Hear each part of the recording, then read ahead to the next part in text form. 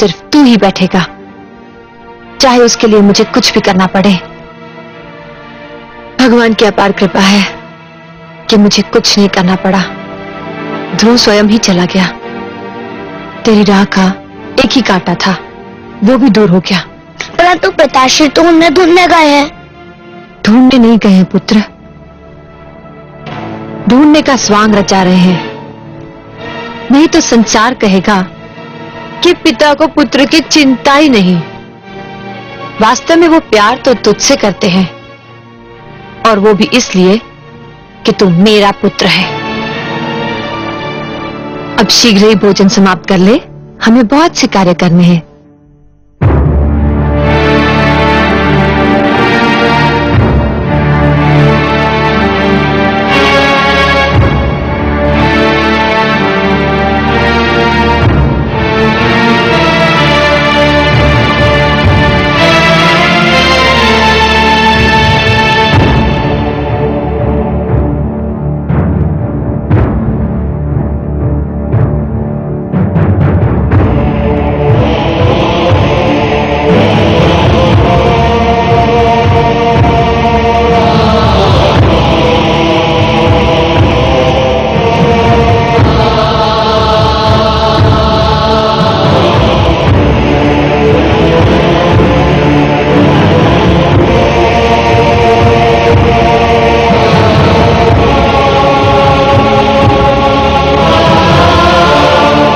मैं आपसे क्षमा मांगने आया हूं राजगुरु।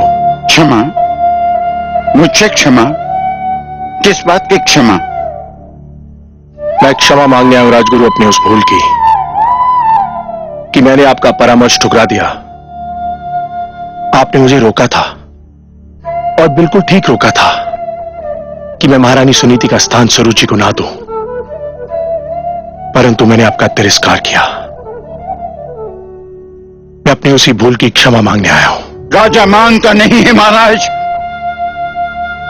राजा तो देता है, प्रदान करता है।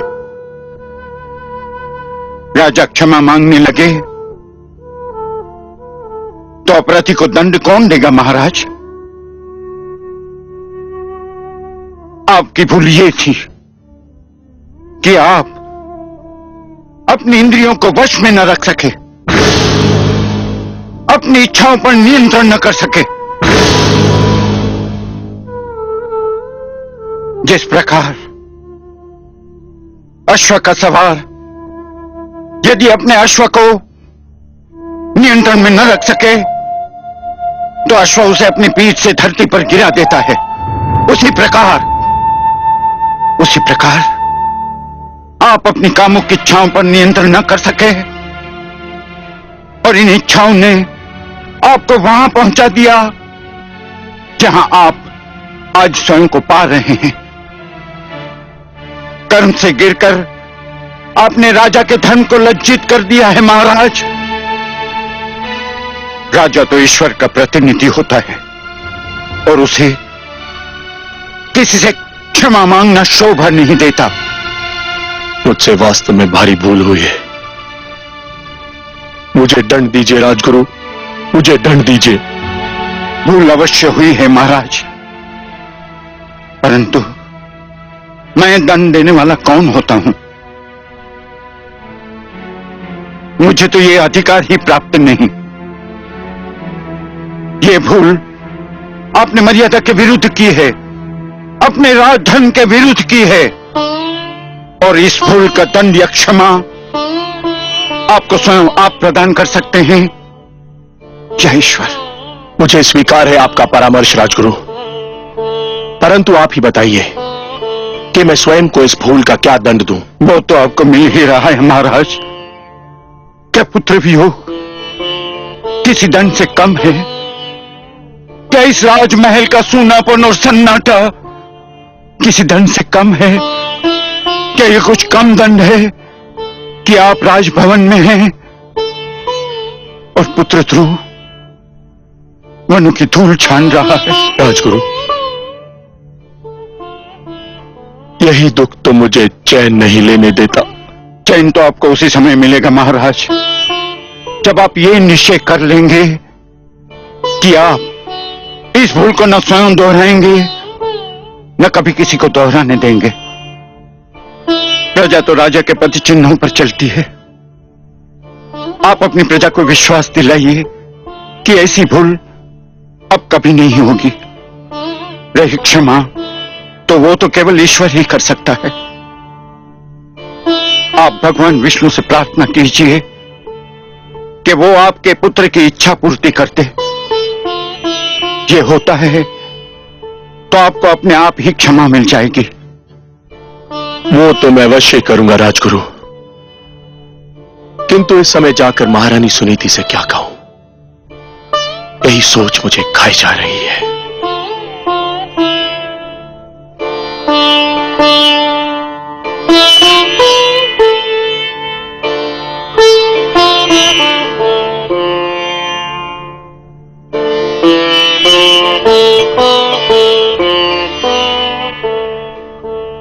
कुछ तो खा लीजिए महारानी जी। इसे ले जाओ दासी, मुझे भूख नहीं है। कब तक आप भूखी रहेंगी महारानी जी? कुछ तो खा लीजिए ना। कैसे खाऊं? न जाने मेरे ध्रुव ने कुछ खाया होगा कि नहीं।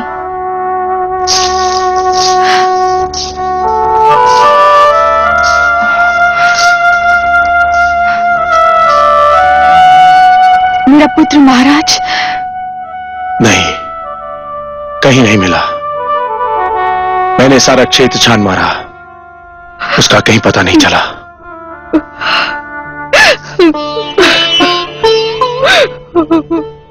सुनीति, ये सब मेरा ही किया धरा है। दिग्विजय उतानपाद अपने अनंतपुर में पराजित हो गया।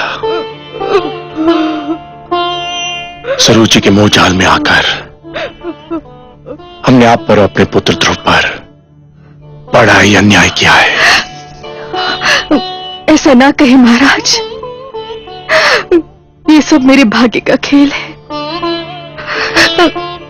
एक बार और चेष्टा करके देख लेते हैं। इस बार मैं भी आपके साथ चलूंगी। वनों में, पहाड़ियों में, घाटियों में, हर जगह उसे पुकारूंगी। कभी तो सुनेगा अपनी मां की करुणा भरी पुकार, कभी तो सुनेगा। एक महारानी होकर आप भटकती फिरे, नहीं, ये उचित नहीं है। महारानी सुनीति एक कदापि उचित नहीं है। एक महारानी के लिए उचित नहीं, एक मां के लिए तो उचित है। उधर ठोकरे खाता फिर रहा हो तो मां को महल में चैन कैसे मिलेगा? देर हो गई तो वह हमसे और दूर चला जाएगा। चलिए महाराज, चलिए।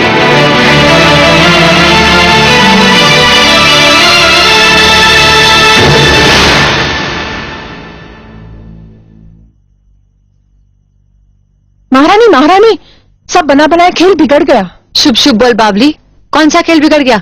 महारानी सुनीति ने महाराज का मन एक बार फिर जीत लिया है। क्या? ये तू क्या कह रही है? स्पष्ट बता, क्या हुआ? मैं वहीं से चली आ रही हूँ। पुत्र शोक ने महाराज को व्याकुल कर दिया है। वो मेरे सामने महारानी सुनीति के समक्ष अपना पश्चाताप प्रकट कर रहे थे। क्या? हाँ महारानी, और अब दोनों मिलकर राजकुमार ध्रुव की खोज में जा रहे हैं। कुछ कीजिए वरना आपके सारे सपने चकनाचूर हो जाएंगे। नहीं, यह असंभव है। ऐसा नहीं हो सकता। मैं देखती हूँ कि महाराज कैसे जाते हैं।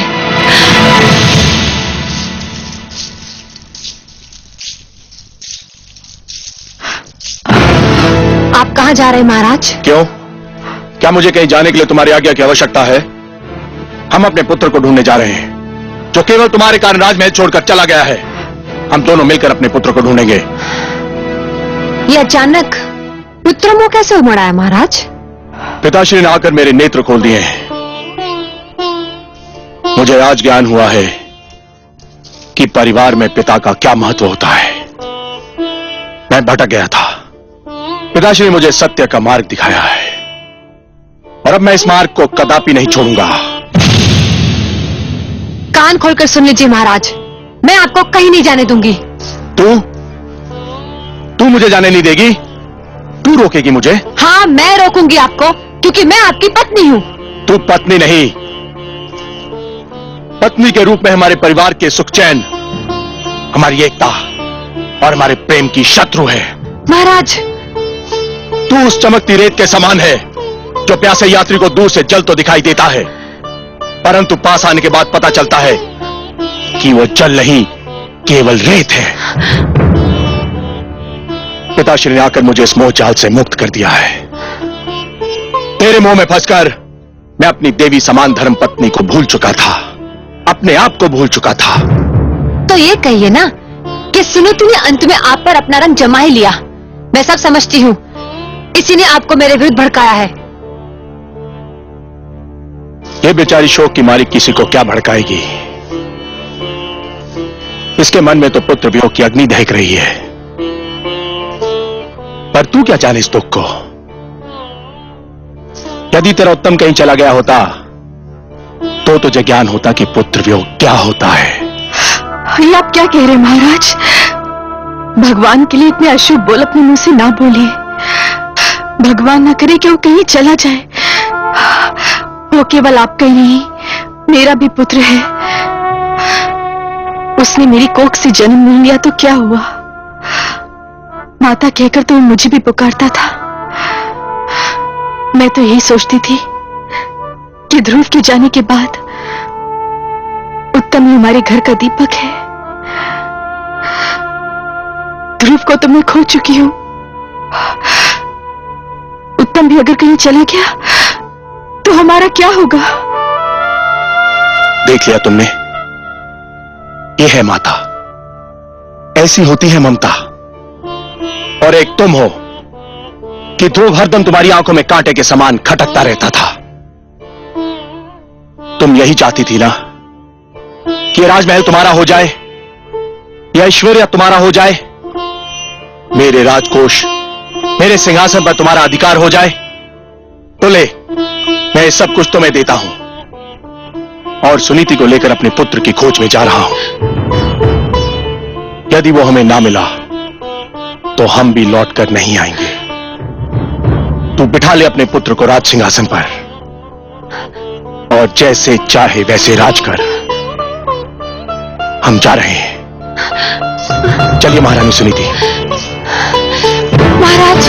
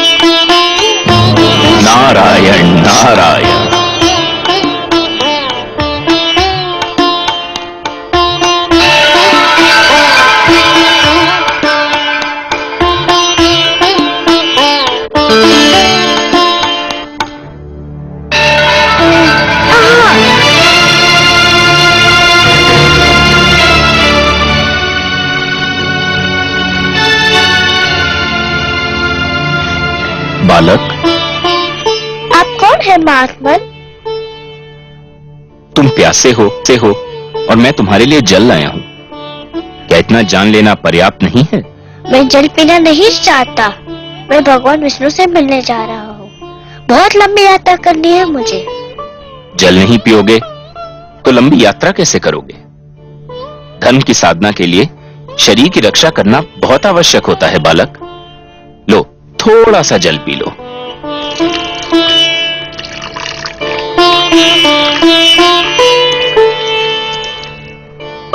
आप जो भी हो, भगवान विष्णु की खोज में यदि मेरा पथ निर्देश कर दे तो आपकी बहुत कृपा होगी।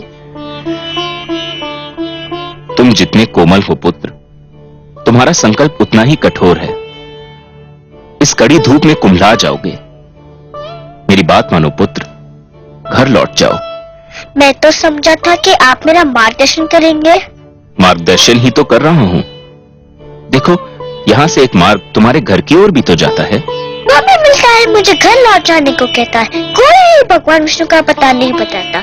मैं उनसे मिले बिना घर नहीं जाऊंगा। ये जानकर भी नहीं कि तुम्हारी खोज में तुम्हारे माता पिता दिशाएं छान रहे हैं। आपको किसने बताया? मैं तो तुम्हें भी बता सकता हूं। बता क्या, मैं तो तुम्हें दिखा भी सकता हूं। देखना चाहोगे? देखो। माते! संभलिए महाराज। आप कौन है? आप मेरी माताजी के पास ले जा सकते हैं, तो फिर भगवान विष्णु के पास भी ले जा सकते हैं। मुझे बताइए आप कौन है? मैं नारद हूं बालक, देवर्षि नारद। बारंबार प्रणाम आपको करता हूँ देवर्षि नारद। मुझे बताइए भगवान विष्णु कहाँ रहते हैं? भगवान विष्णु तो क्षीर सागर में शेषनाग की शैया पर निवास करते हैं पुत्र। चलिए, ले चलिए मुझे क्षीर सागर। यही तो समस्या है पुत्र। क्या समस्या है? कोई प्राणी जीते जी क्षीर सागर में नहीं जा सकता। क्षीर सागर में मनुष्य की आत्मा जा सकती है, उसका शरीर नहीं। जब तक कोई प्राणी इस जीवन के बंधन में बंधा है, तब तक वो क्षीर सागर नहीं जा सकता। मृत्यु के पश्चात ही वहां जाया जा सकता है बालक। पर मैं तो जीते जी उनसे मिलना चाहता हूँ। मैं मृत्यु से नहीं डरता, किंतु मैं उनसे मिले बिना मरना नहीं चाहता। तुमने तो मुझे चक्कर में डाल दिया पुत्र। एक बात कहूँ देवर्षि? अवश्य कहो पुत्र। मनुष्य तो मृत्यु के पश्चात ही उनसे मिल सकता है, पर वे स्वयं तो किसी भी जीवित प्राणी से मिल सकते हैं ना? मेरी बुद्धि की परीक्षा मत लो। तुम क्या कहना चाहते हो बालक? यही कि यदि मैं उनके पास नहीं जा सकता, पर वो तो मेरे पास आ सकते हैं ना? हाँ, ये तो संभव है, किंतु इसके लिए बड़ी कड़ी तपस्या करनी होगी। करूंगा, करूंगा, कड़ी से कड़ी तपस्या करूंगा। सोच लो बालक, बड़ी कठिन राह है ये। कष्ट ही कष्ट है इस राह में। भगवान विष्णु के दर्शन के लिए मैं हर कष्ट हंस के सह लूंगा। पहले तुमने मुझे प्रणाम किया, अब मैं तुम्हें, तुम्हारे साहस, तुम्हारे दृढ़ निश्चय को प्रणाम करता हूं। इतना छोटा बालक और इतना बड़ा संकल्प, इतना साहस। अच्छा तो सुनो, तुम्हें उस वन में जाना होगा, दूर अंदर तक। वहां जाके तुम्हें एक मंत्र का जाप करना होगा, निरंतर, तार तोड़े बिना। जाप एक पल के लिए भी नहीं टूटना चाहिए। मुझे मंत्र दीजिए। कहो, ओम नमो भगवते वासुदेवाय। ओम नमो भगवते वासुदेवाय। ओम नमो भगवते वासुदेवाय। ओम नमो भगवते वासुदेवाय। ओम नमो भगवते वासुदेवाय। ओम नमो भगवते वासुदेवाय। ओम नमो भगवते वासुदेवाय। ओम नमो भगवते वासुदेवाय। ओम नमो भगवते वासुदेवाय। ओम नमो भगवते वासुदेवाय। देवर्षि, माते प्रणाम।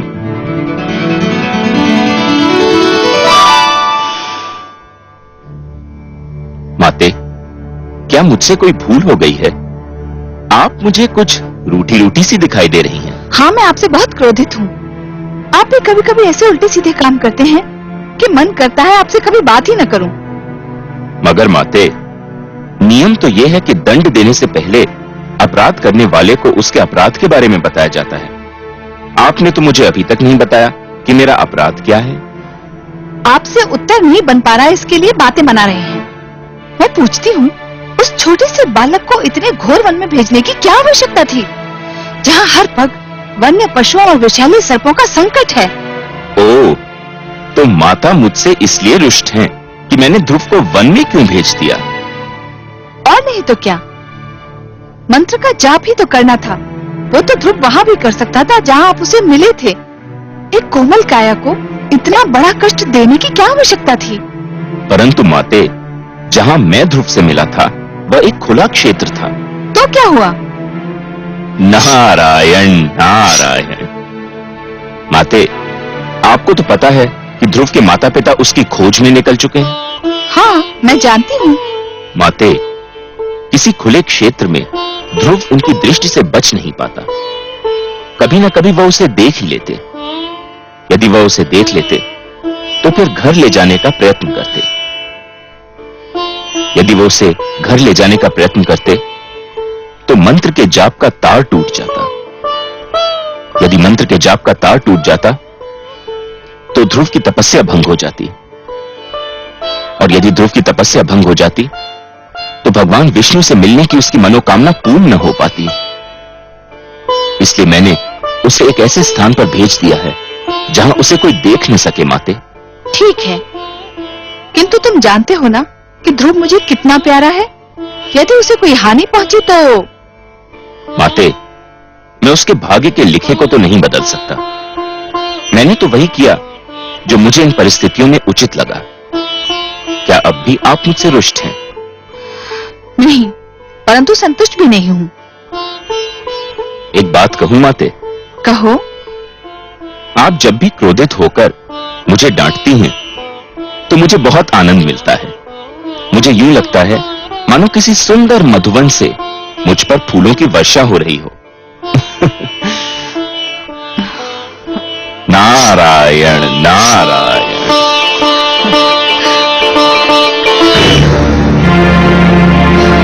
ओम नमो भगवते वासुदेवाय।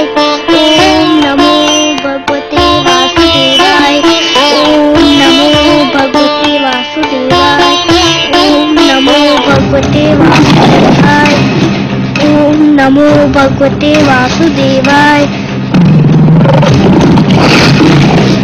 ओम नमो भगवते वासुदेवाय।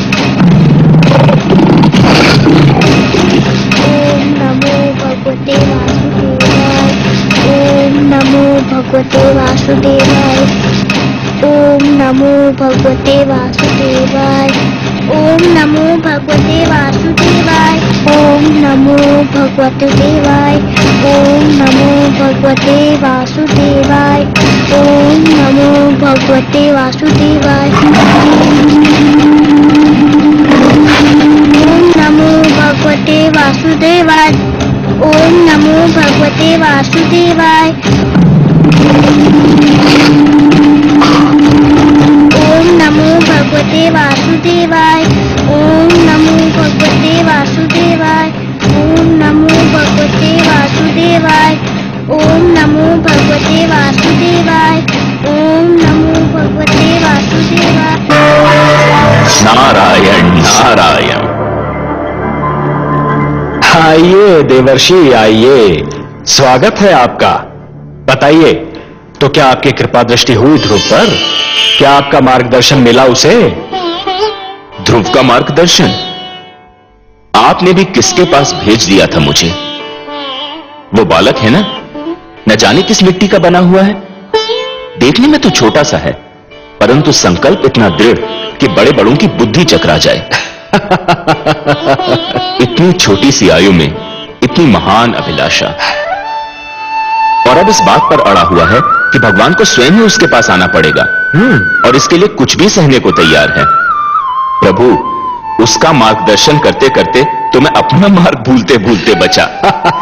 उसे मेरे मार्गदर्शन की आवश्यकता नहीं लगती प्रभु। आप ठीक कह रहे हैं देवर्षि, आप ठीक कह रहे हैं। पतंगा जब दीपक पर अपना सर्वस्व न्यौछावर करने की ठान लेता है तो केवल एक ही वस्तु उसका मार्गदर्शन कर सकती है, दीपक की लौ और उस पर मर मिटने की इच्छा। फिर यही उद्देश्य उसका पूर्ण जीवन बन जाता है। ध्रुव के मन में जिस संकल्प ने जन्म लिया है देवर्षि, उस संकल्प की पूर्ति के लिए उसका मार्गदर्शन भी वही संकल्प करेगा। उस संकल्प के अतिरिक्त और कोई उसका मार्गदर्शन कर ही नहीं सका। एक बात पूछने को मन कर रहा है जनार्दन। तो संकोच क्यों कर रहे हैं देवर्षि? पूछिए ना। हे विश्वेश्वर, जब ध्रुव के संकल्प से ही उसका मार्गदर्शन होना था, तो फिर उसके मार्गदर्शन के लिए आपने मुझे क्यों भेजा? यदि चंद्रमा उदित ही न हो देवर्षि, तो अंधियारी रात्रि के यात्री को कौन बताए कि उसकी यात्रा किस दिशा में होनी है? आपने चंद्रमा बनकर ध्रुव की आकांक्षा को दिशा दे दी देवर्षि। यह कोई साधारण और सरल कार्य नहीं था। मैं जानता था कि यह कार्य केवल आप ही कर सकते हैं देवर्षि, केवल आप, क्योंकि आप सृष्टि के सबसे श्रेष्ठ मार्गदर्शक हैं।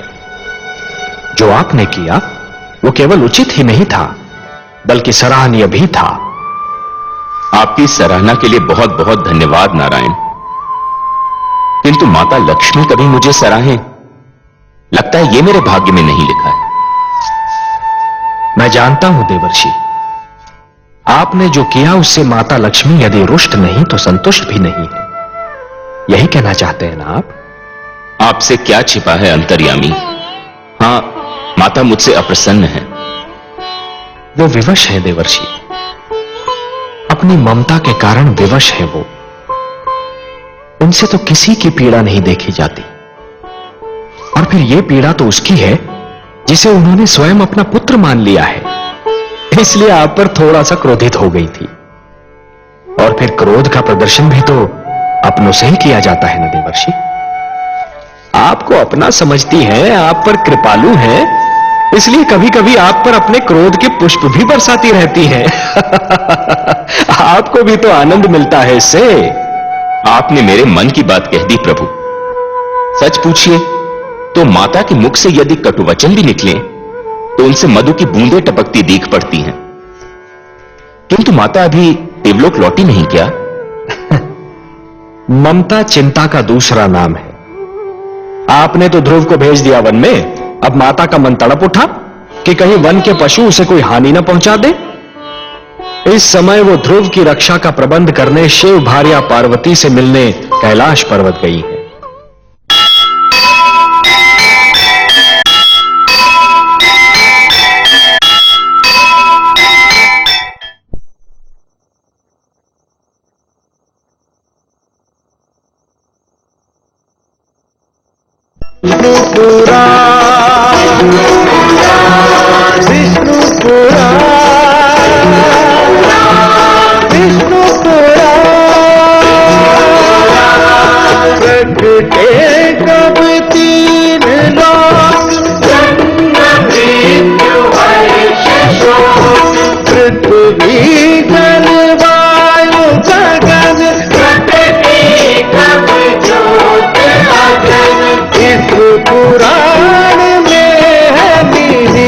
जप तप और योग ध्यान विष्णु पुराण, विष्णु पुराण, विष्णु पुराण।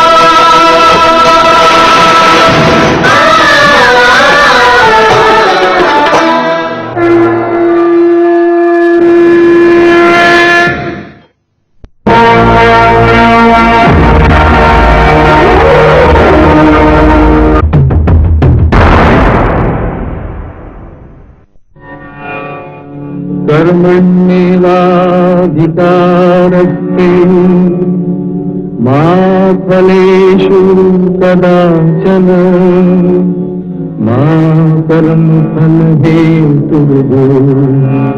मा ते संगोऽस्त्वविकर्मणि।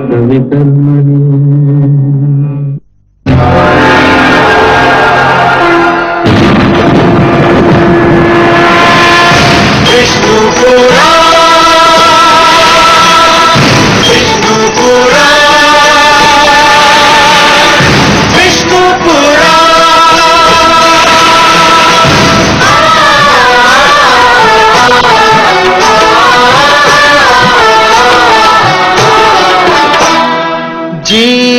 ज्ञान ब्रह्म ज्ञान अथ श्री विष्णु पुराण जीव ज्ञान ब्रह्म ज्ञान अथ श्री विष्णु पुराण ओम की कथा महान ओम की कथा महान जय श्री विष्णु पुराण विष्णु पुराण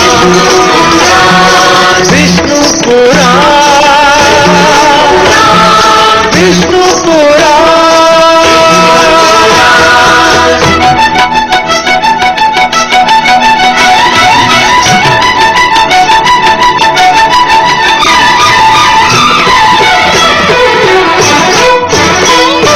प्रकटे कब तीन लोक जन्म मृत्यु हर्ष शोक जन्म मृत्यु हर्ष शोक पृथ्वी जल वायु गगन प्रकटी कब ज्योत अगन प्रकटी कब ज्योत अगन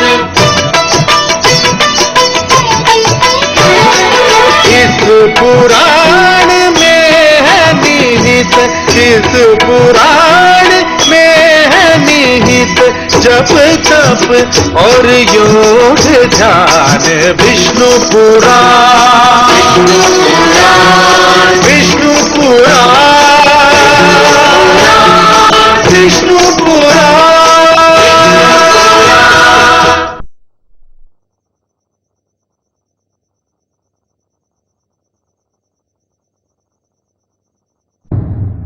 मैं मां हूं, धरती मां।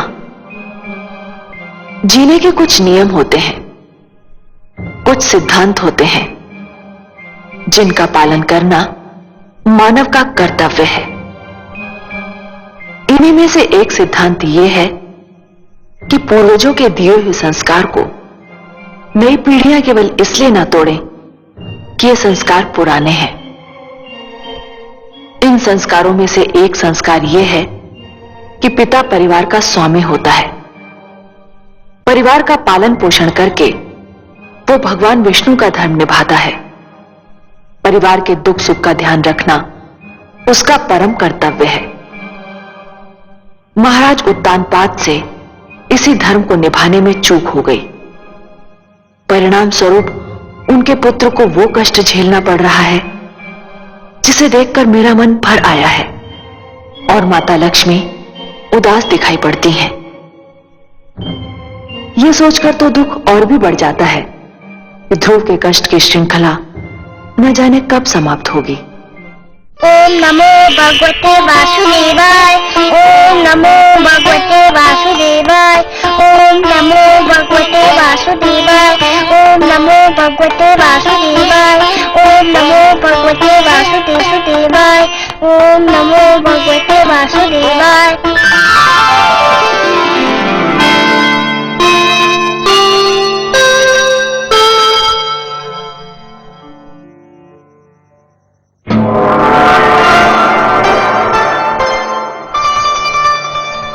प्रणाम देवी, प्रणाम। हमारे अहोभाग्य कि विष्णु भार्या ने शिवलोक में पधारकर उसे पावन कर दिया। विराजिए। लेकिन देवी, यदि आप मेरे पति भोलेनाथ के दर्शन के लिए पधारी हैं, तो वो इस समय काशी में विराजमान है। मैं आपसे मिलने आई हूँ। तब तो मैं अपने भाग्य पर जितना गर्व करूं उतना कम है देवी। मेरी समझ में नहीं आता मैं इतनी महान अतिथि का सत्कार किस प्रकार करूं। ये तो आपकी महानता है जो मुझे इतना सम्मान दे रही हैं, किंतु सत्य तो ये है कि आज मैं शिवलोक में अतिथि नहीं याचक बनकर आई हूँ। एक विनती लेकर उपस्थित हुई हूँ। विनती? कैसी बातें कर रही हैं देवी? आदेश दीजिए, आज्ञा दीजिए। संपूर्ण संसार जानता है शिव के हृदय में विष्णु वास करते हैं। परंतु देवी, आपको चिंताग्रस्त देखकर मुझे आश्चर्य हो रहा है। मन में चिंता बैठी हो तो मुख दर्पण में उसकी छाया आ ही जाती है। जब कोई माँ अपने पुत्र के लिए चिंता करती है तब वो छिपाई नहीं छिपती। माँ, पुत्र? मैं कुछ समझी नहीं देवी। आप किस माँ और किस पुत्र की बात कर रही हैं? मैं अपने पुत्र की बात कर रही हूँ शिव भार्या। आपका पुत्र? ये कैसी पहेली बुझा रही हैं देवी? कोई पहेली नहीं है देवी। आप तो जानती हैं ना, मानव लोक के एक छोटे से बालक ध्रुव ने भगवान विष्णु से मिलने की ठान ली है और इसके लिए वो कोई भी कष्ट उठाने के लिए तैयार हो गया है। जानती हूँ देवी, लेकिन वो आपका पुत्र तो नहीं है। अवश्य नहीं है, पर मैं उसे अपना पुत्र मान चुकी हूँ। उसने भी मुझे माँ कहा है। देवी, यदि मेरे योग्य कोई सेवा हो तो आपकी आज्ञा सिर माथे पर। आदेश दीजिए। नन्हा ध्रुव घने वन में घोर तपस्या कर रहा है। उस वन में भयानक पशु हैं। मुझे भय है मेरे ध्रुव पर कोई संकट ना आ जाए। देवी, वनराज आपके वाहन हैं, उन पर आपका अधिकार है। मेरे ध्रुव पर कोई संकट ना आए, यही प्रार्थना लेकर मैं आपके पास आई हूँ। बस इतनी सी बात देवी। यदि इसी चिंता ने आपको पीड़ित कर रखा है तो इसे अपने मन से निकाल फेंकिए। मैं आपको आश्वासन देती हूँ कि वत्स ध्रुव पर आंच भी नहीं आने दूंगी। आप कितनी महान हैं। त्रिलोक के सबसे बड़े दानी की आप हृदय स्वामिनी हैं। आपका हृदय इतना विशाल है कि जो भी आपसे सहायता मांगने आता है उसे आप निराश नहीं करती। अब मुझे विश्वास हो गया है कि मेरे ध्रुव का अमंगल नहीं होगा। आपकी जय हो देवी पार्वती, जय हो।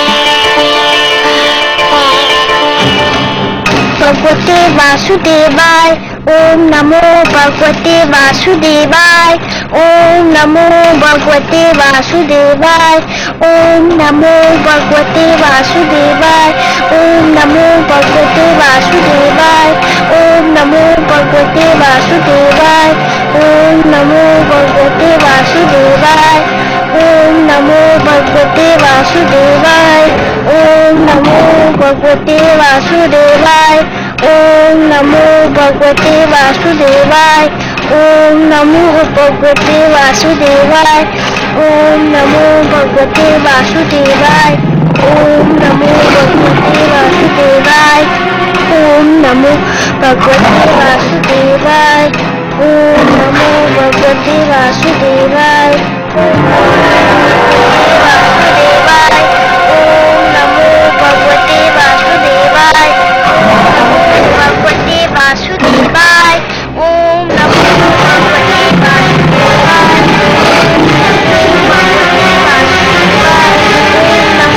नमो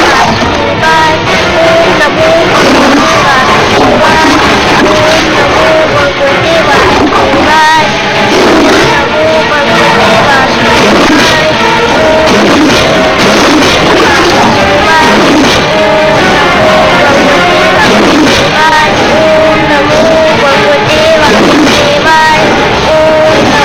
भगवते वासुदेवाय नमो भगवते वासुदेवाय ओम नमो धन्य हो भगवते पुत्र। वासुदेवाय धन्य है तुम्हारी ये तपस्या, भगवते तुम्हारा ये विश्वास, तुम्हारा ये दृढ़ निश्चय। वासुदेवाय पुत्र, तुम्हारी ऐसी तपस्या से तो बड़े बड़े ऋषि मुनि भी सीख लेंगे।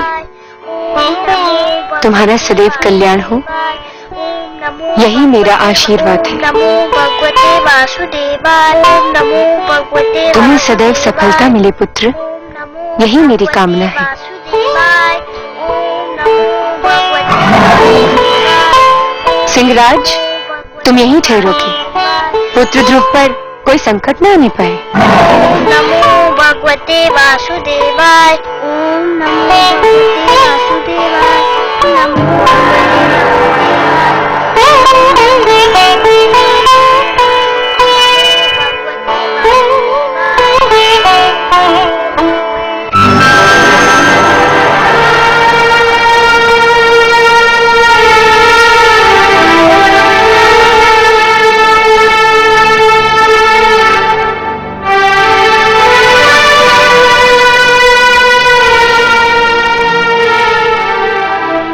पधारिए देवी, पधारिए। कहिए कैसा रहा आपका ध्रुव अभियान? आपकी कृपा से भोलेनाथ, ध्रुव को कोई हानि नहीं पहुंची। वो बाल बाल बच गया। मैं सही समय पर वहां पहुंच गई थी। परंतु देव, मेरे आश्चर्य की सीमा ही नहीं रही ये देखकर कि बालक ध्रुव ने इतना सब कुछ हो जाने के पश्चात भी आंख तक नहीं खोली, जैसे कि उसे ज्ञान ही न हो कि वो किन संकटों में घिरा हुआ है।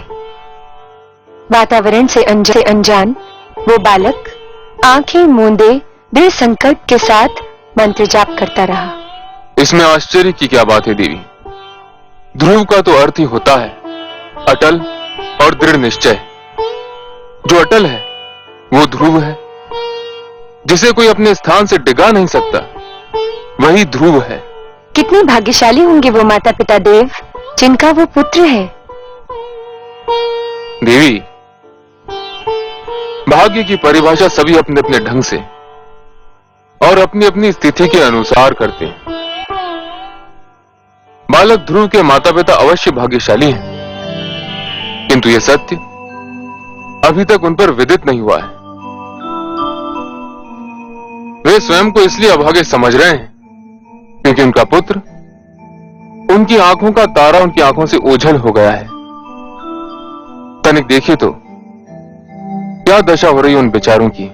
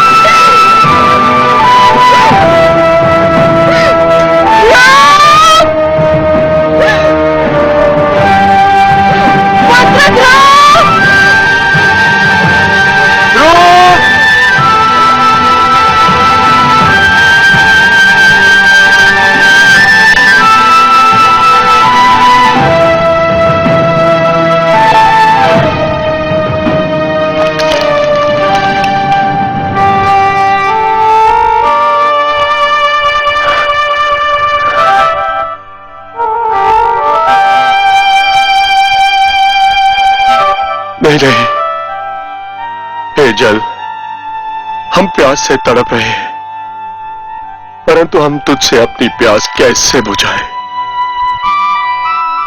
न जाने हमारे लाडले पुत्र ध्रुव की प्यास तूने बुझाई है या नहीं।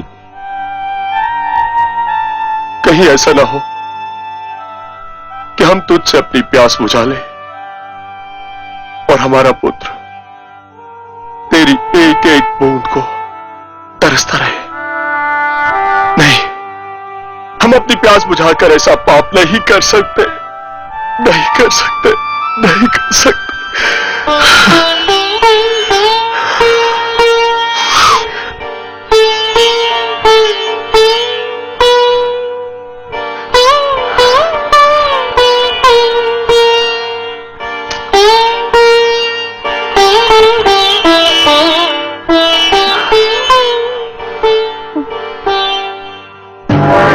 नारायण नारायण।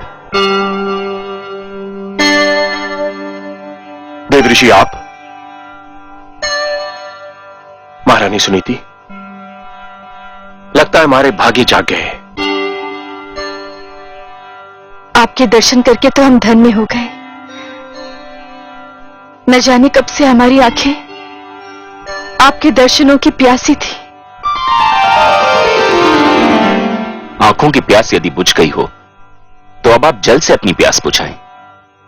जल ग्रहण कीजिए राजन, आप भी, और महारानी सुनीति आप भी। कैसे ग्रहण करें जब से हमारा पुत्र राजमहल छोड़ के गया है?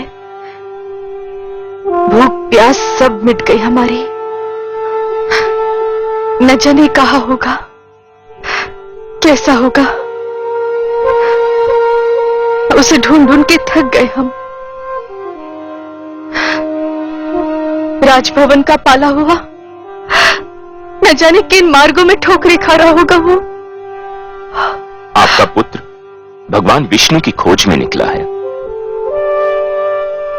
जो भगवान की खोज में निकलते हैं, जिनके मन में वो रम जाते हैं, उन्हें भगवान अपनी अनुकंपा की छत्र छाया में ले लेते हैं। संसार की कोई भी विपदा उन्हें छू भी नहीं सकती। हमारा पुत्र कहाँ है इस समय? मैं ये तो नहीं बता सकता देवी, परंतु इतना अवश्य कह सकता हूं, वह जहां भी है सुरक्षित है। क्या हम उसे मिल सकते हैं देवऋषि? यह भी संभव नहीं है, क्योंकि ध्रुव भगवान विष्णु के अतिरिक्त किसी से मिलना नहीं चाहता। फिर आप उससे कैसे मिल सकते हैं? हे देवर्षि, क्या हम उसकी एक झलक भी नहीं देख सकते? नहीं देवी, यह भी संभव नहीं है। क्यों संभव नहीं? इसलिए क्योंकि उसे स्वयं भगवान विष्णु की एक झलक देखने की धुन है, इसलिए आप उसे देख न पाएंगी। मेरा परामर्श मानेंगे राजन? आज्ञा दे प्रभु। आप अपनी राजधानी लौट जाइए। यह संभव नहीं है देवऋषि। मैं प्रण कर निकला था कि लौटूंगा तो ध्रुव को साथ लेकर, नहीं तो मैं भी नहीं लौटूंगा। नारायण नारायण। महाराज उत्तानपाद, आप भी विचित्र प्राणी हैं। क्यों प्रभु? आपने तो मानो ठान ली हो कि जीवन भर वही करेंगे जो दूसरों के लिए कष्टदायक हो। ये आप क्या कह रहे हैं प्रभु? मैंने तो कभी किसी को कोई कष्ट नहीं पहुंचाया। किसको नहीं पहुंचाया? कौन सा धर्म निभाया आपने जिससे दूसरों को सुख मिले? मैं आपका कटाक्ष समझा नहीं प्रभु। कटाक्ष नहीं, ये सत्य है राजन। सबसे पहले आप पति धर्म भूले। आपने सुंदरता में अधिक रुचि ली, नीति को महत्व नहीं दिया। सुंदर सुरुचि को पाकर आप सुशील सुनीति को भूल गए। आपने पिता का भी धर्म नहीं निभाया, इसलिए आज आपके जिस पुत्र को आपके स्नेह की छांव में होना था, वह इस झुलसाती धूप में भटक रहा है। और अब अपनी प्रजा को कष्ट देकर आप एक राजा के धर्म से भी विमुख होना चाह रहे हैं। परंतु प्रभु, मैंने प्रजा को तो कोई कष्ट नहीं दिया है। कैसे नहीं दिया? राजकाज की बागडोर और अपनी प्रजा के हित को एक स्वार्थी नारी की दया पर छोड़कर आप समझते हैं कि आपने अपनी प्रजा को बहुत सुख दिया है। जो राजा अपने परिवार की समस्या में पड़कर अपनी प्रजा के हित को भूल जाए, उसे राजा कहलाने का कोई अधिकार नहीं है। एक सुंदर नारी की सुंदरता में आप ऐसा फंसकर भटके कि धर्म का मार्ग ही भूल गए? नहीं है। एक सुंदर नारी की सुंदरता में आप ऐसा फंसकर भटके कि धर्म का मार्ग ही भूल गए? राजन, जब एक व्यक्ति भटकता है तो केवल वही व्यक्ति भटकता है, किंतु जब एक राजा भटकता है तो पूरा देश भटक जाता है, राष्ट्र भटक जाता है। आप सत्य कहते हैं प्रभु, परंतु मेरे लिए अपने पुत्र को भूल पाना संभव नहीं। मैं राजा अवश्य हूं, पर पिता भी तो हूं। यही तो वो सत्य है राजन, जो एक साधारण व्यक्ति से राजा की और एक राजा से साधारण व्यक्ति की पहचान अलग करता है। एक साधारण व्यक्ति के लिए उसका परिवार ही उसका संसार है, किंतु एक राजा के लिए उसकी प्रजा ही उसका परिवार है। और आप अपने परिवार को भूल गए हैं। अब भी समय है राजन, अपनी भूल का प्रायश्चित कर लीजिए, घर लौट जाइए।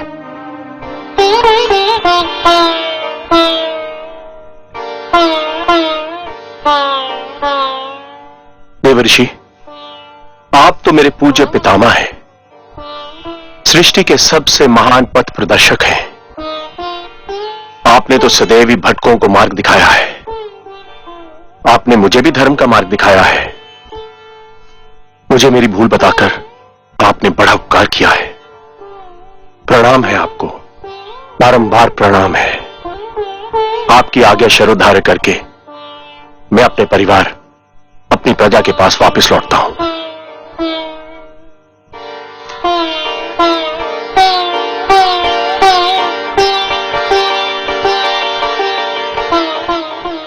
चलिए महारानी।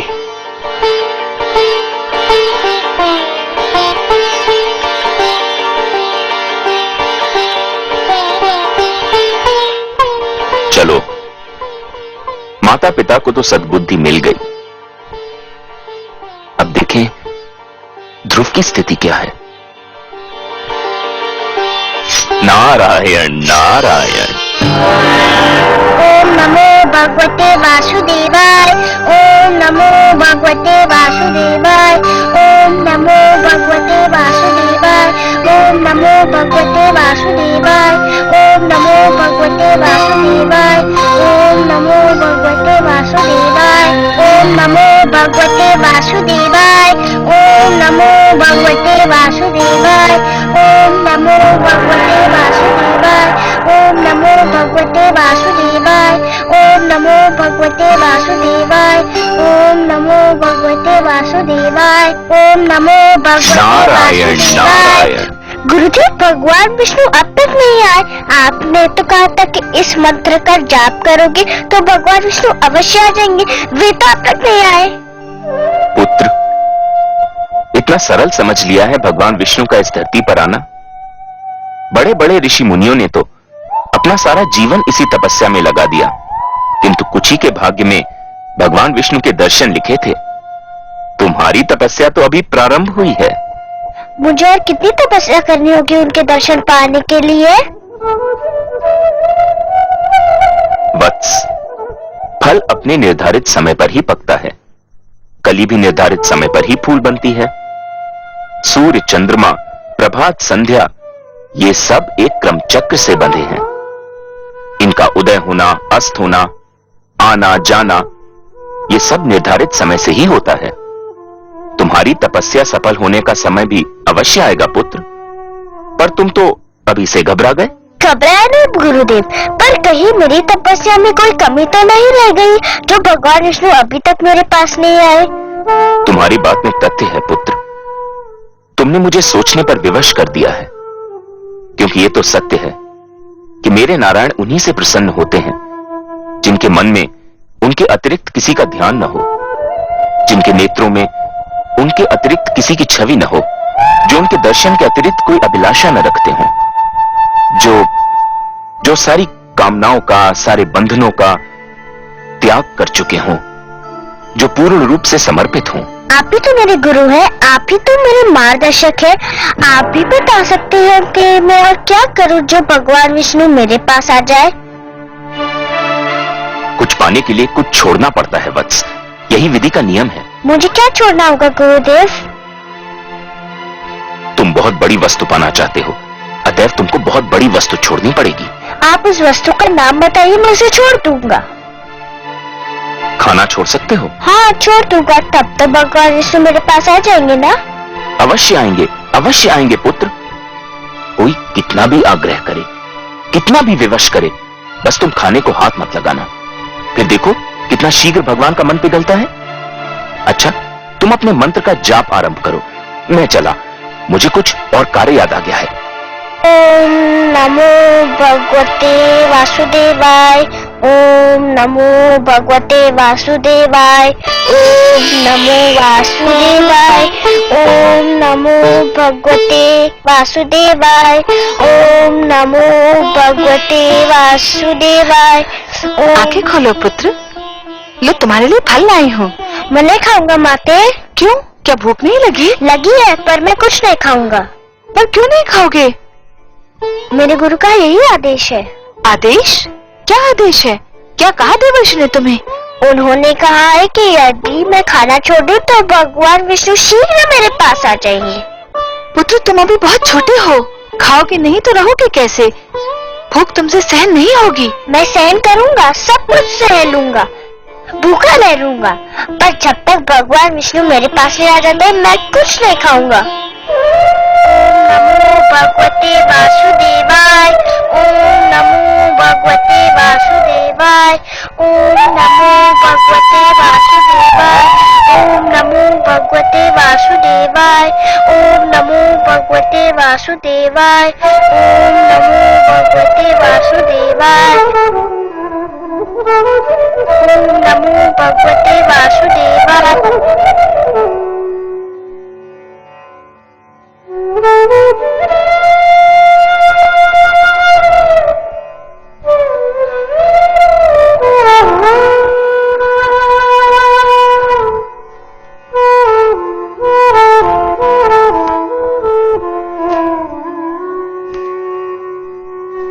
आपका मुख आपके मन का दर्पण है देवी। मन में चिंता हो तो उसकी छाया आपके मुख पर कहीं दूर से दिखाई देने लगती है। और आज तो आप सिर से पांव तक चिंता की मूर्ति बनी हुई है। सब कुशल तो है? कुशल कहाँ कमल नयन? देवर्षि नारद को न जाने समस्याएं खड़ी करके क्या आनंद आता है। एक और नई समस्या खड़ी कर दी उन्होंने। अब कौन सा नया पुष्प खिलाया उन्होंने? पहले तो उसे वन में तपस्या करने के लिए छोड़ दिया। मुझे यही चिंता क्या कम थी कि वन के पशुओं से उसकी रक्षा कैसे होगी।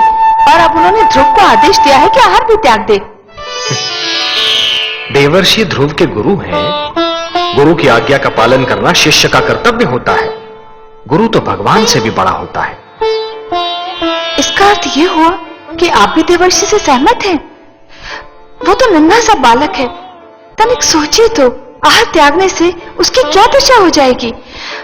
क्षमा कीजिए प्रभु, संभवतः आपको भी उसकी पीड़ा पर दया नहीं आ रही।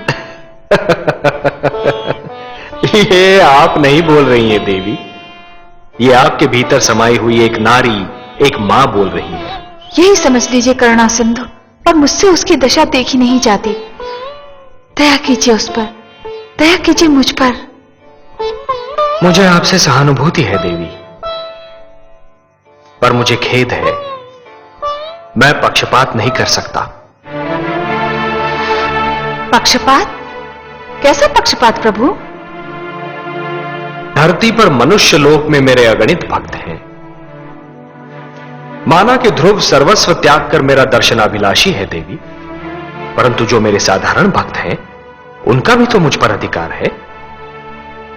आप तो जानती हैं देवी कि जो भी सच्चे मन से मुझे पुकारे मैं उसी का हो जाता हूं। तो फिर यह कैसे संभव है देवी कि मैं अपने असंख्य भक्तों को भूलकर केवल एक बालक को कृतार्थ करूं? देवी, सूर्य अपना प्रकाश बांटते समय राजा के महल और दीन की कुटिया में अंतर नहीं करता। वर्षा का बादल मधुवन पर बरसता है तो मरुस्थल की प्यास भी बुझाता है। तो फिर यह कैसे संभव है देवी कि मैं अपने भक्तों में पक्षपात करूं? हे महादेवी, ये मत भूलिए कि ईश्वर भी ईश्वरत्व के नियम से बंधा है, और ईश्वरत्व का नियम है समानता। मेरी दृष्टि में समस्त मानव जाति समान है। मैं धरती पर जा अवश्य सकता हूं देवी, किंतु समस्त मानव समूह के कल्याण के लिए, केवल किसी एक के कल्याण के लिए नहीं। चाहे मेरा ध्रुव भूख प्यास से दम ही क्यों न तोड़ दे। मैं आपसे पहले भी कह चुका हूं देवी कि मैं विधाता के कार्यों में हस्तक्षेप नहीं कर सकता। मुझे आपसे सहानुभूति है, परंतु यदि विधाता ने उसके भाग्य में यही लिख दिया हो तो फिर यही होकर रहेगा।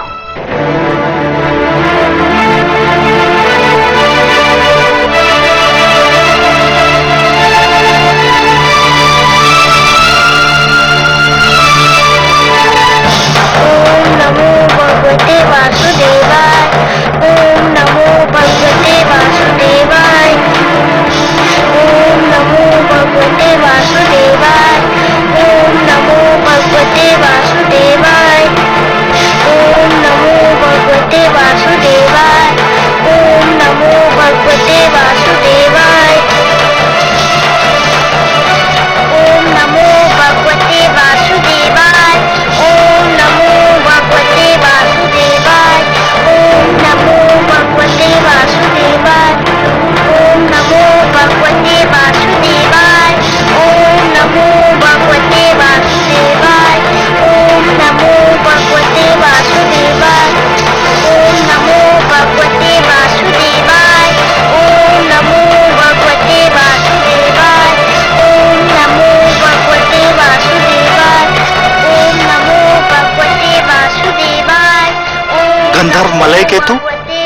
ये नन्हा सा बालक अकेले इस भयानक वन में क्या कर रहा है? देखते नहीं गंधर्वराज चित्ररथ भगवान विष्णु के मंत्र का जाप कर रहा है। ये बालक अवश्य ही उनका मन जीतने का प्रयत्न कर रहा है।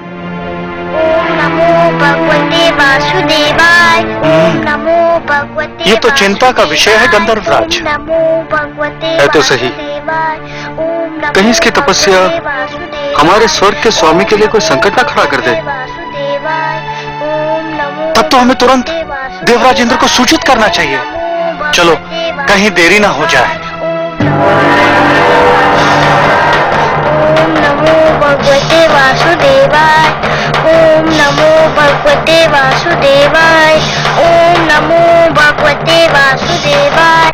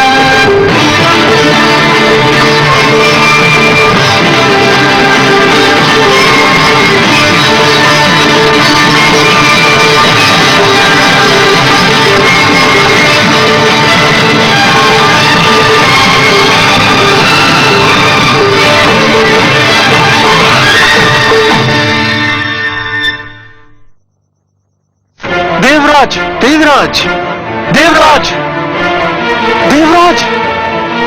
क्या बात है गंधर्वराज चित्ररथ? क्या हुआ गंधर्व मलय केतु? तुम दोनों इतने घबराए हुए क्यों लग रहे हो? क्या कहीं कोई अनर्थ हो गया? अनर्थ हुआ तो नहीं देवराज, पर हो अवश्य सकता है। स्वर्ग पर संकट की छाया है। क्या कह रहे हो? तुम तो लगता है अपना मस्तिष्क ही खो बैठे हो। तुम बताओ मलय केतु, क्या बात है? हम दोनों एक वन से जा रहे थे कि हमें एक छोटा सा बालक भगवान विष्णु की तपस्या में मग्न दिखाई दिया। तो क्या हुआ? उसके सामने फलों से भरी थाली रखी हुई थी। सारे फल सूख चुके थे। इसका अर्थ यह हुआ कि उसने आहार भी त्याग दिया है। बड़ी कठिन तपस्या लग रही थी उसकी। एक बालक क्या और उसकी तपस्या क्या गंधर्वराज? हमें इससे क्या भय? हमारे मन में उसे तपस्या करते देखकर ये भय समा गया कि कहीं वो भगवान विष्णु से इंद्रासन न मांग ले। मेरा आसन? ये क्या कह रहे हो? गंधर्व मलय केतु सत्य कह रहे हैं देवराज। धरती लोक के वासियों की दृष्टि सदैव इंद्रासन पर लगी रहती है। इंद्रासन इतना महान है कि हर कोई उसे लेना चाहता है। स्वर्ग को कौन नहीं जीतना चाहता देवराज? तुम दोनों ने तो मुझे चिंता में डाल दिया। नारायण नारायण।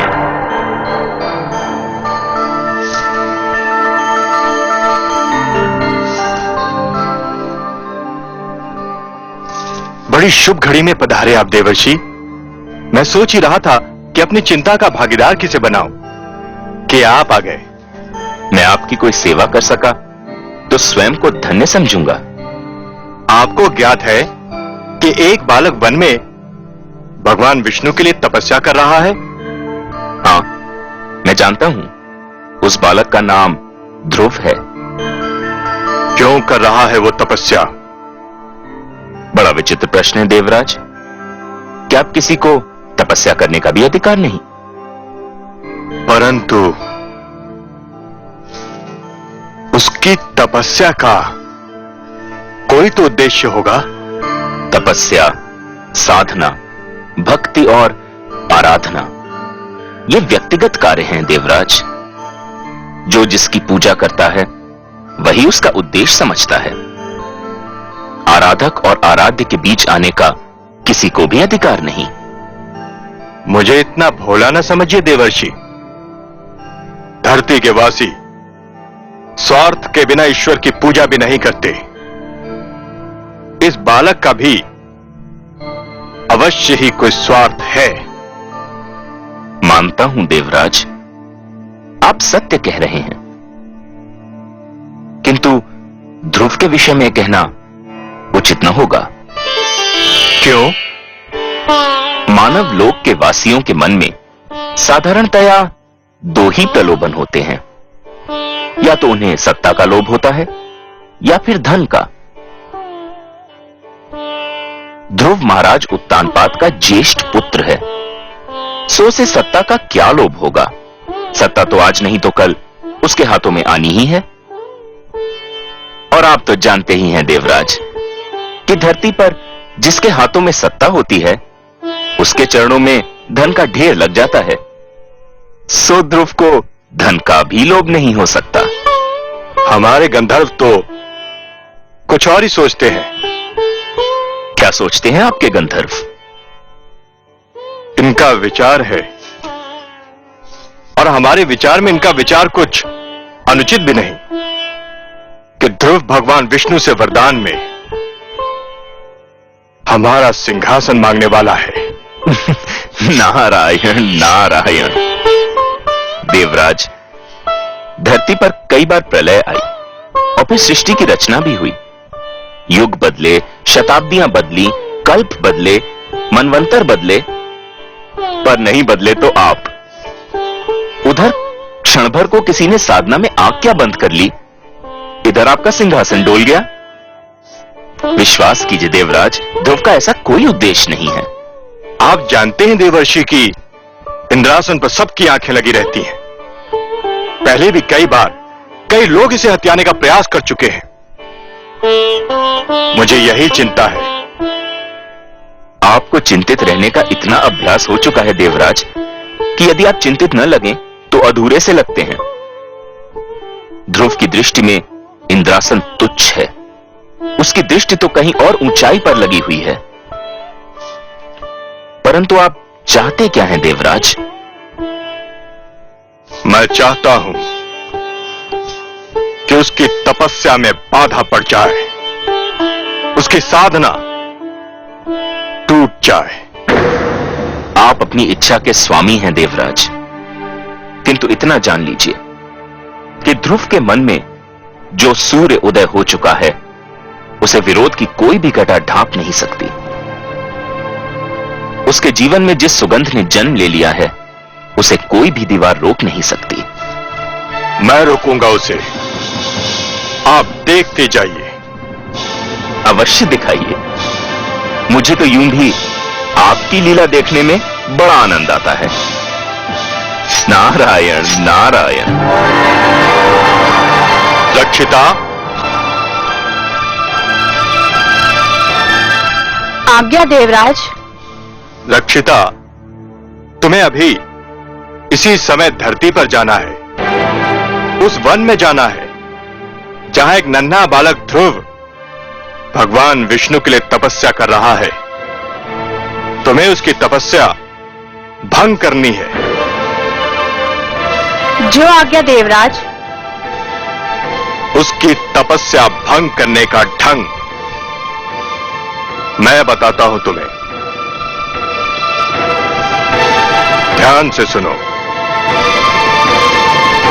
ओम नमो भगवते वासुदेवाय। ओम नमो भगवते वासुदेवाय। ओम नमो भगवते वासुदेवाय। ओम नमो भगवते वासुदेवाय। ओम नमो भगवते वासुदेवाय। ओम नमो भगवते वासुदेवाय। ओम नमो भगवते वासुदेवाय। ओम नमो भगवते वासुदेवाय। ओम नमो भगवते वासुदेवाय। ओम नमो भगवते वासुदेवाय। ध्रुव, ओम नमो भगवते मेरे पुत्र, तू यहाँ है? और मैं तेरी खोज में न जाने कहाँ कहाँ भटक रही थी। नमो भगवते वासुदेवाय। आंखें तो खोल मेरे राज दुलारे। वासुदेवाय। ओम नमो भगवते वासुदेवाय। देख, मैं तेरे सामने खड़ी हूँ। ओम नमो भगवते वासुदेवाय। देख, तेरे वियोग में ओम नमो भगवते मेरी क्या दशा हो वासुदेवाय। गई। ओम नमो भगवते वासुदेवाय। ओम नमो भगवते वासुदेवाय। ओम अरे, नमो भगवते वासुदेवाय। तू तो मेरी बात ही नहीं सुनता। ओम नमो भगवते वासुदेवाय। पहले मेरी एक पुकार पर मेरे पास दौड़ा चला होता था। ओम नमो मेरी बाहों में समा जाता था। ओम नमो भगवते वासुदेवाय। ये तुझे क्या हो गया है ध्रुव? ओम नमो भगवते वासुदेवाय। ओम नमो न जाने किसने जादू टोना कर दिया मेरे राजकुमार पर। ओम नमो भगवते मेरे लाल, वासुदेवाय। बंद कर दे अपनी तपस्या। तेरी इच्छा पूरी हो गई है। ओम नमो महाराज, भगवते तुझे अपनी गोद में बिठाने को तैयार हो गए हैं। नमो भगवते तेरी विमाता सुरुचि ने भी अपनी भूल स्वीकार कर ली है। भगवते वासुदेवाय। चल मेरे लाल, ओम नमो राजमहल तेरी प्रतीक्षा कर रहा है। ओम नमो भगवते वासुदेवाय। ओम नमो भगवते वासुदेवाय। हाय मेरे भाग्य, ओम नमो मेरी आंखों की तारे, वासुदेवाय। मेरे मन के चैन। ओम नमो ये तेरी आयु नहीं तपस्या करने की। अभी तो तेरे खेलने कूदने के दिन है। वासुदेवाय। तूने अभी जीवन में देखा ही क्या है? वासुदेवाय। ओम नमो भगवते तुझे मेरी सौगंध, बंद कर दे ये जाप। नमो भगवते वासुदेवाय। ओम नमो भगवते यदि तूने ये जाप नहीं बंद किया ओम नमो तो मैं अभी यही तेरे सामने ओम नमो अपने प्राण त्याग दूंगी। ओम नमो भगवते वासुदेवाय। ओम नमो भगवते वासुदेवाय। ओम नमो भगवते वासुदेवाय। ओम नमो भगवते वासुदेवाय। ओम नमो भगवते वासुदेवाय। ओम नमो भगवते वासुदेवाय। ओम नमो भगवते वासुदेवाय। ओम नमो भगवते वासुदेवाय। ओम नमो भगवते वासुदेवाय। ओम नमो भगवते वासुदेवाय। ओम नमो भगवते वासुदेवाय। ओम नमो भगवते वासुदेवाय।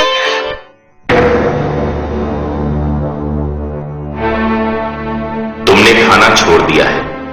यदि पानी पीना भी छोड़ दो तो भगवान विष्णु और भी शीघ्र तुमसे मिलने आ जाएंगे। ओम नमो भगवते वासुदेवाय। ओम नमो भगवते वासुदेवाय।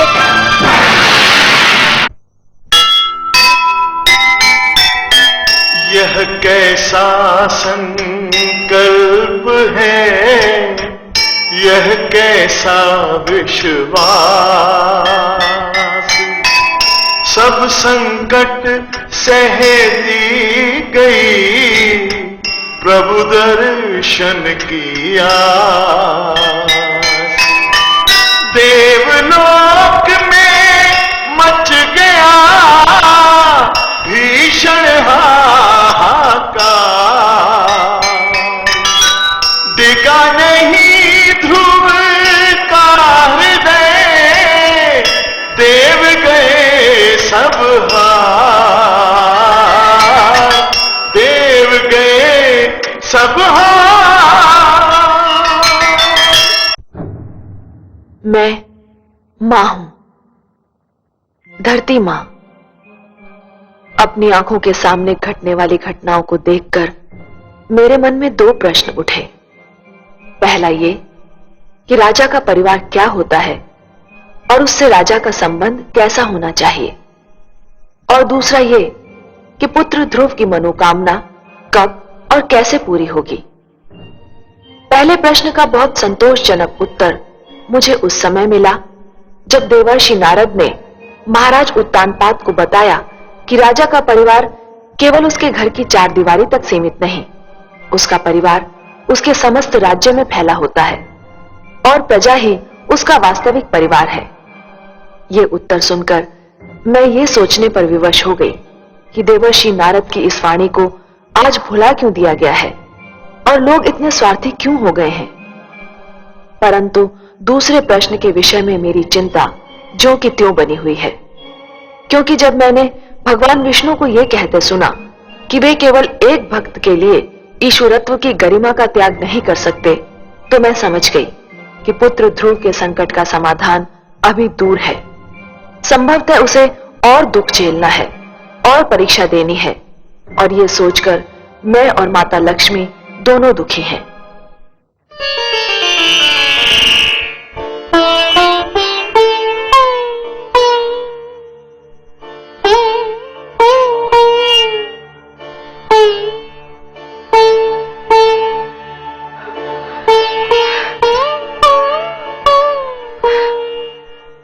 हे करुणा सिंधु, हे प्रभु, न जाने क्यों मेरा मन कांप रहा है। कोई डरावना भय मेरे मन को व्याकुल कर रहा है। कहीं मेरे पुत्र के प्राण संकट में तो नहीं। हे दया सागर, इस दुखियारी माता पर दया करो। मेरे पुत्र की रक्षा करो प्रभु, मेरे पुत्र की रक्षा करो प्रभु, मेरे पुत्र की रक्षा करो।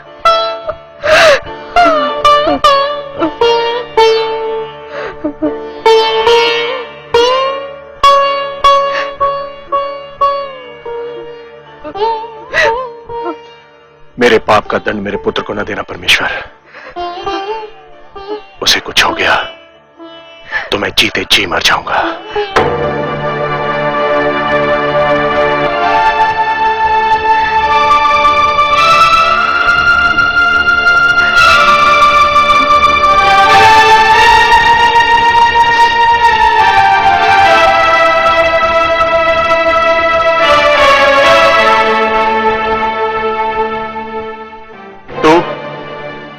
तू क्या करने आई है यहां? इसकी ममता के संसार में आग लगाकर उसके जलने का दृश्य देखने आई है? नहीं महाराज। क्या मिला तुझे हमारा सुख चैन छीनकर?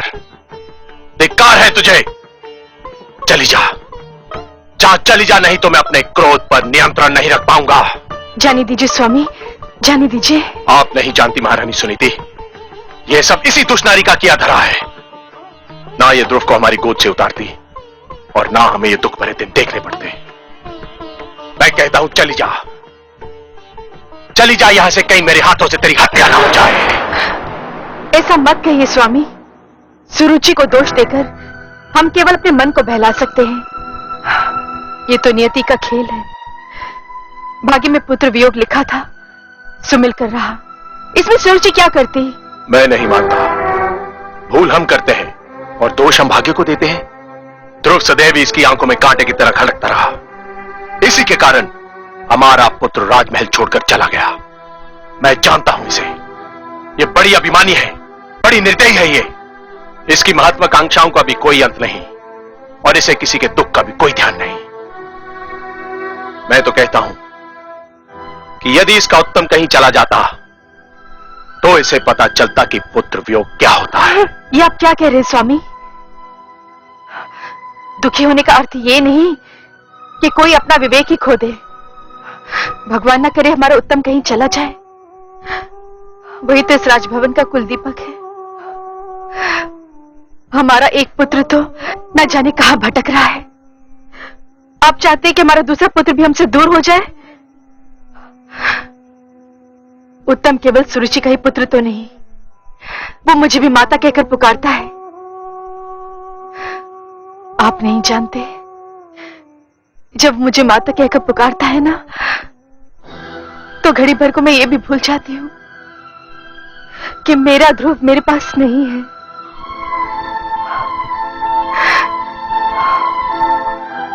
उत्तम के लिए कोई भी शब्द आप अपने मुंह से मत निकालिए।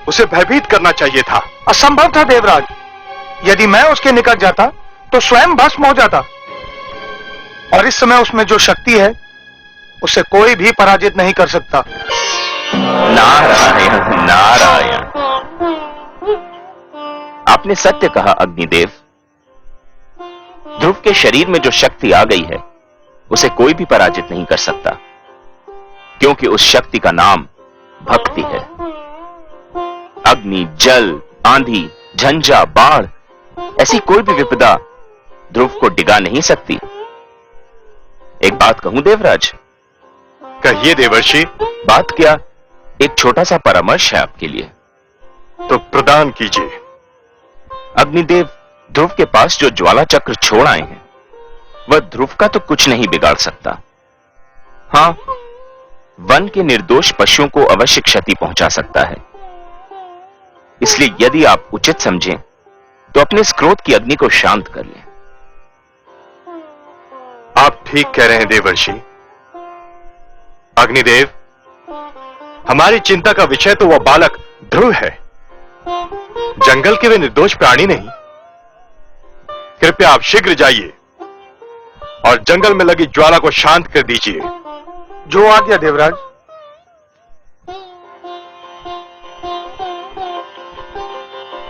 नारायण नारायण। ओम नमो भगवते वासुदेवाय। ओम नमो भगवते वासुदेवाय। ओम नमो भगवते वासुदेवाय। ओम नमो भगवते वासुदेवाय। ओम नमो भगवते वासुदेवाय। ओम नमो भगवते वासुदेवाय। ओम नमो भगवते वासुदेवाय। ओम नमो भगवते वासुदेवाय। ओम नमो भगवते वासुदेवाय। ओम नमो भगवते वासुदेवाय। ओम नमो भगवते वासुदेवाय। ओम नमो भगवते वासुदेवाय। ओम नमो भगवते वासुदेवाय। ओम नमो भगवते वासुदेवाय। ओम नमो भगवते वासुदेवाय। ओम नमो भगवते वासुदेवाय। ओम नमो भगवते। ओम नमो भगवते वासुदेवाय।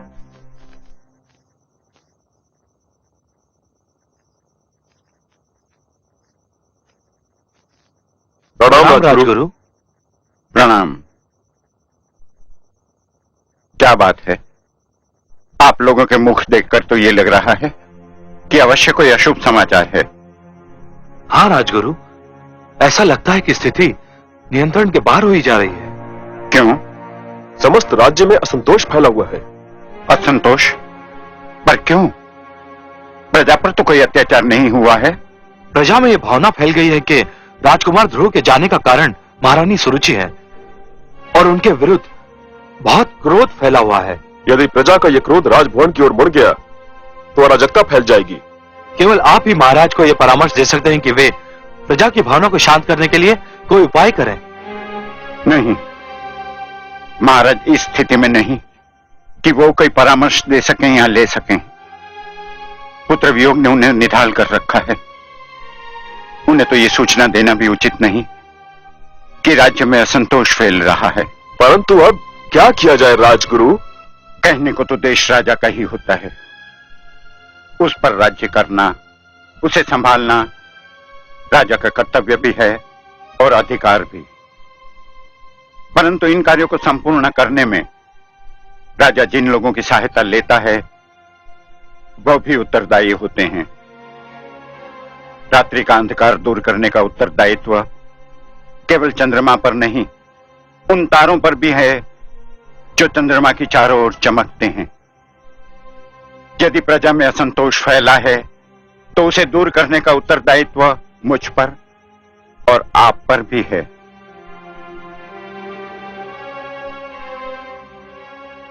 अब प्रजा को समझाइए कि राजकुमार ध्रुव जिस अभियान पर निकले हैं, भगवान से विनती करे कि वो अभियान पूरा हो। ध्रुव का अभियान पूरा हो गया तो सब कुछ अपने आप ठीक हो जाएगा।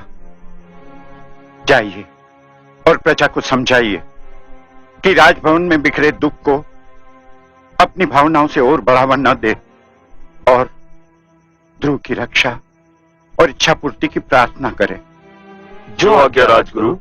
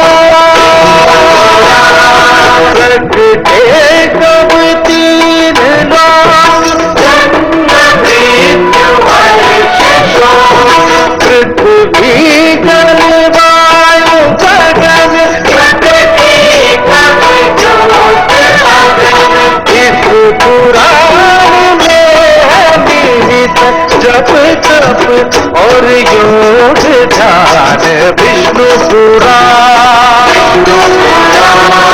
विष्णु पुराण, विष्णु पुराण।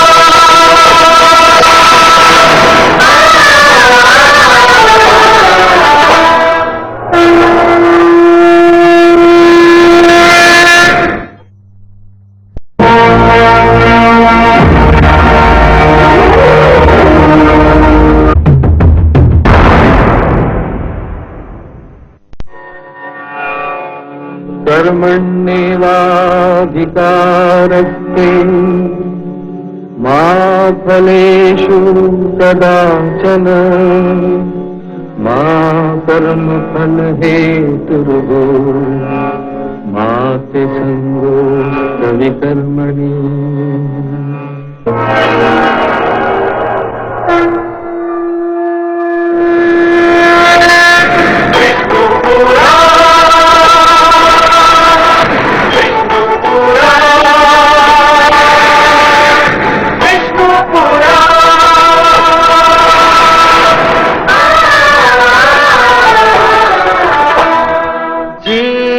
ज्ञान ब्रह्म ज्ञान अथ श्री विष्णु पुराण। ओम की कथा महान जय श्री विष्णु पुराण, विष्णु पुराण, विष्णु पुराण, विष्णु पुराण। प्रगटे कब तीन लोक जन्म मृत्यु हर्ष शोक। पृथ्वी जल वायु गगन प्रकृति कब ज्योत अगन। इस पुराण में है निहित जप तप और योग ध्यान विष्णु पुराण, विष्णु पुराण, विष्णु पुराण।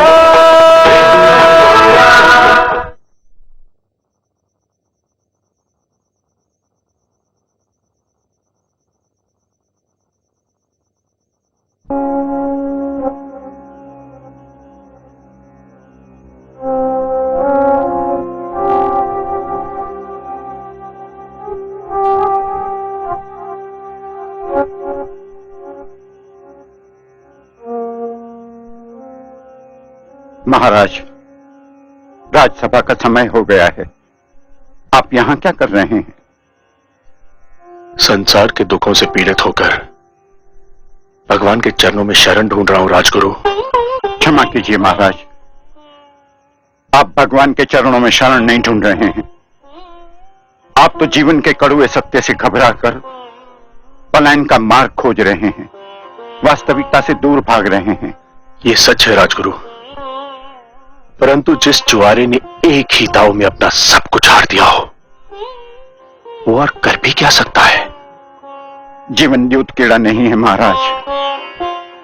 ईश्वर ने मानव को जीवन कर्म क्षेत्र के रूप में दिया है। आप इसे कर्मभूमि से पलायन की शरण स्थली बना रहे हैं।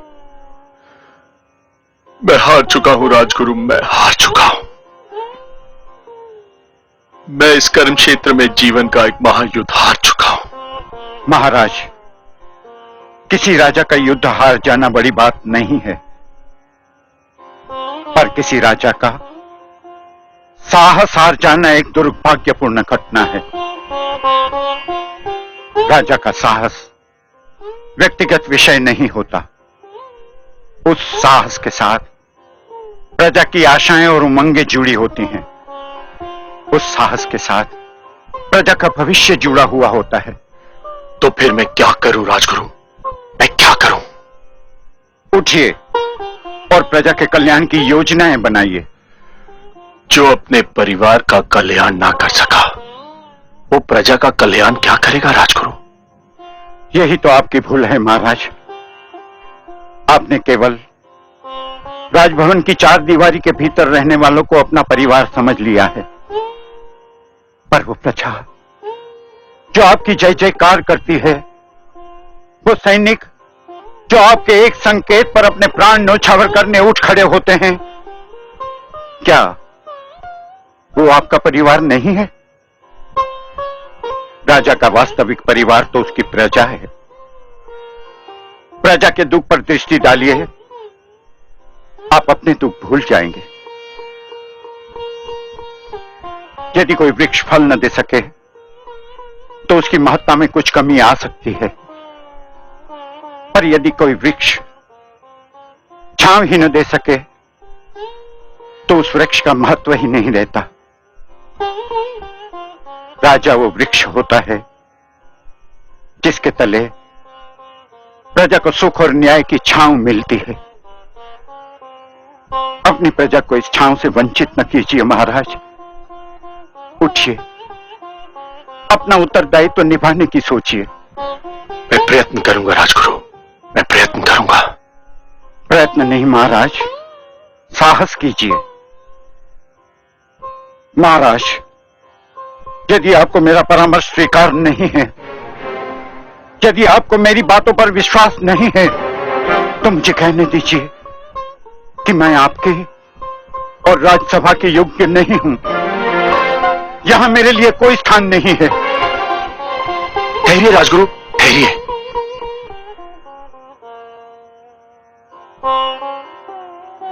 राजगुरु, मैं जीवन में बहुत कुछ खो चुका हूं।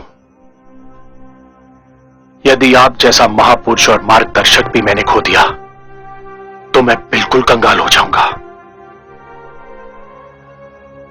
आपने मुझे सत्य का मार्ग दिखा दिया है, मैं आपका आभारी हूं।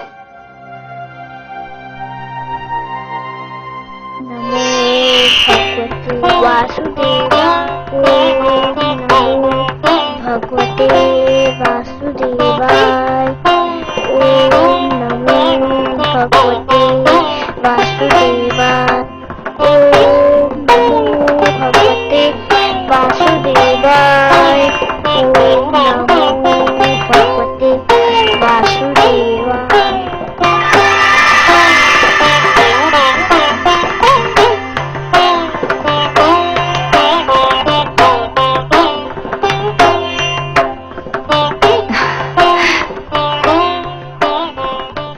क्या हुआ स्वामी?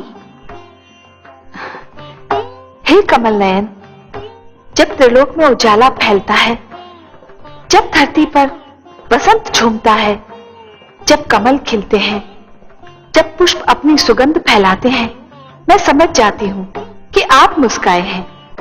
ये सारे दृश्य आपकी मुस्कान की ही छवि हैं। विधाता ने मुस्कान की रचना ही इसलिए की कि वो आपके अधरों की शोभा बढ़ाए। पर अभी अभी मैंने आपके अधरों पर जो मुस्कान देखी, उसमें एक विचित्र ज्योति, एक अद्भुत प्रकाश दिखाई दिया मुझे। जैसे आपके अधरों से मुस्कान नहीं, किरण फूट रही हो। कोई मुझे आनंद विभोर कर रहा है देवी। अवश्य ही सृष्टि के किसी भाग में भक्ति के प्रकाश का उदय हो रहा है। मुझे एक विचित्र आनंद का अनुभव हो रहा है। हो ना हो, ये मेरे ध्रुव की भक्ति का ही चमत्कार है। उसके रोम रोम में केवल आप ही बसे हैं सर्वेश्वर। उसके हृदय में झांक कर देखे तो केवल आपकी छवि ही दिखाई पड़ेगी।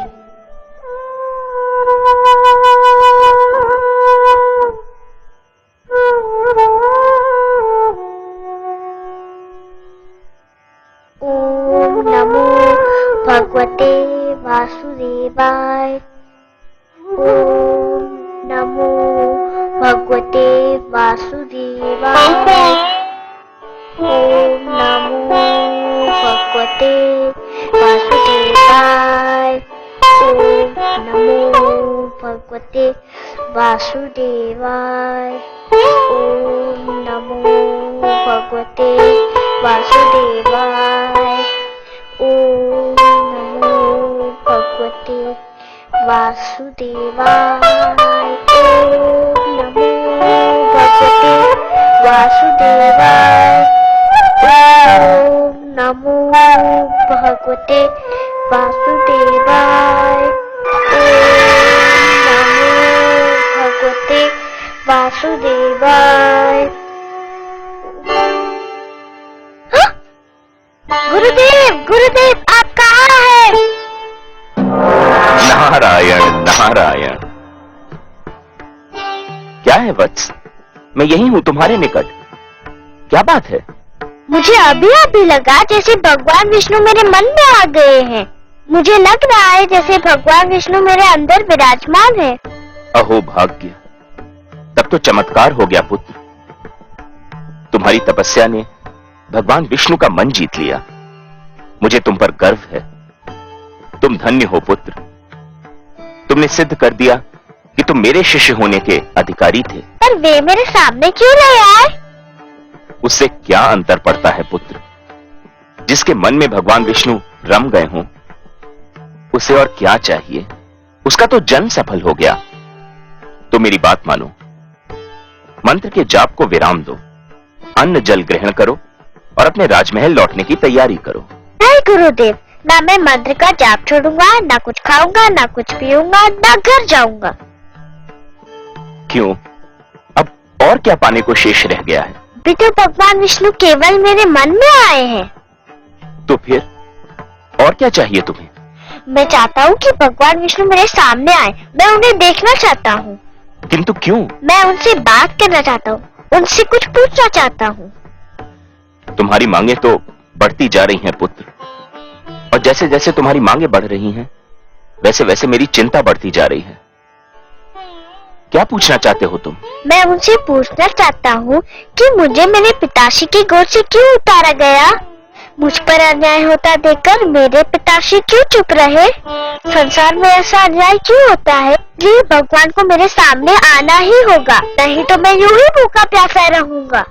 सुनो पुत्र, तुम भाग्यशाली हो कि तुम्हें इतना कुछ मिल गया। भगवान विष्णु को प्रसन्न करके उनका मन जीतने वाले तुम पहले सबसे छोटी आयु के बालक हो।